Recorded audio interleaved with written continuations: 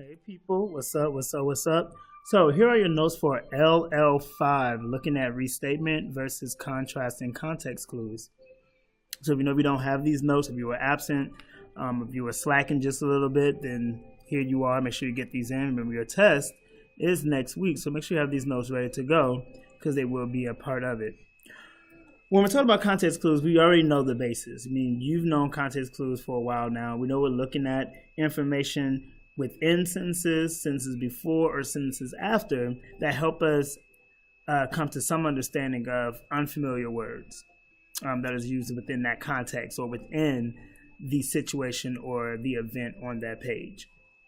Now, what we learned is that there are multiple types of context clues. There are 5 most commonly, and we talked about these specific 2. So looking at restatement versus our contrasting. When we say restatement, what we are talking about are clues that are in the text that basically either give examples or clauses or phrases that give hints in a very simple way. So it means the exact same thing, but said in a very simple and easy way to understand. Or 2, it could be a synonym. What we use is the word anachronistic. So being able to say the flip phone is so anachronistic, I mean, we're talking about the 1990s. That right there, that phrase, we're talking about the 1990s, lets you know that anachronistic is similar to something in the 90s, which is similar to something being older in the past. So those are restatements, pretty straightforward. Then we have the contrasting. So for contrasting, meaning the opposite, normally there will be a hint, very similar to the restatement, but that hint will do something to tell you that we're talking about something that's the opposite of what this is. And oftentimes, not all the time, there may be times where that will be prefaced with a transition of some sort. Something to let you know that the shift is changing, whether it's the word but or now or until or since or when. Something to let you know, like, wait, we're going from one thought or one idea to another. So using the same, the flip phone is so anachronistic, but the smartphone is so 2019. So looking at something like that but tells you, well, we're switching, and we're switching to current day. So anachronistic must be the opposite of today. So it must be yesterday, it must be in the past, it must be old, it must be outdated.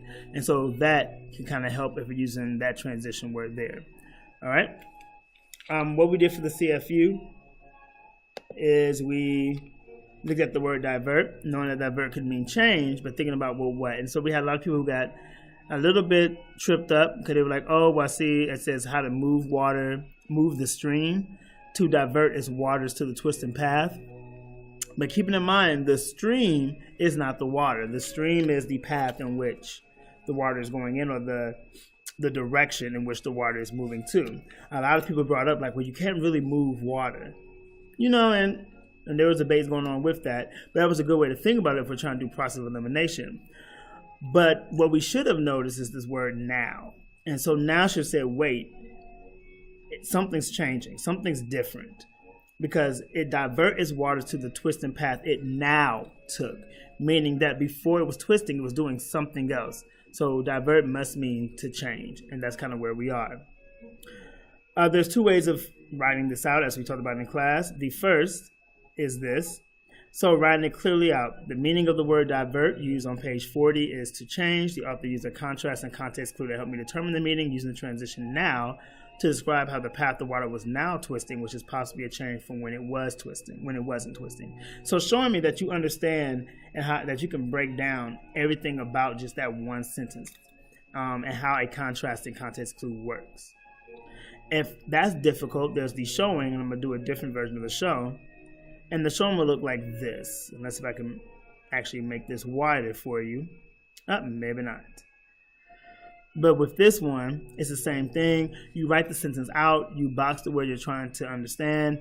You wavy line any transitions that you see and any words that you feel like can be used as descriptive language for certain things. And then you start to kind of like piece it together, draw arrows. Like I noticed that the now is referring to the twisting path. And so if I know that, I said that, well, now is a transition. Now twisting equals that it wasn't twisting before, so the word could mean changed or different.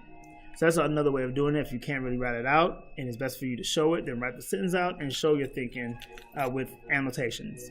And that's pretty much that. So those are your notes for LL5. Again, your test is next week. So get those notes in and good luck.